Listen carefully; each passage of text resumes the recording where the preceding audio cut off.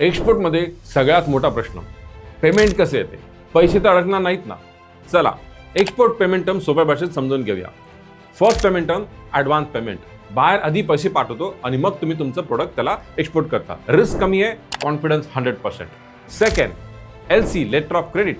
LC म्हणजे बाहेरच्या बँकेकडून रिटर्न गॅरंटी असते की तुम्ही जर शिपमेंट करून डॉक्युमेंट दिले तर तुम्हाला पेमेंट नक्की मिळणार. मोठ्या ऑर्डरसाठी एकदम पॉवरफुल इन्स्ट्रुमेंट आहे LC. तिसरं DP डॉक्युमेंट अगेन्स्ट पेमेंट. म्हणजे डॉक्युमेंट्स मिळतील पण ते पेमेंटच्या अगेन्स्ट. पहिले एक्सपोर्टचे पेमेंट करा आणि मग डॉक्युमेंट घ्या आणि कंटेनर सोडवून घ्या.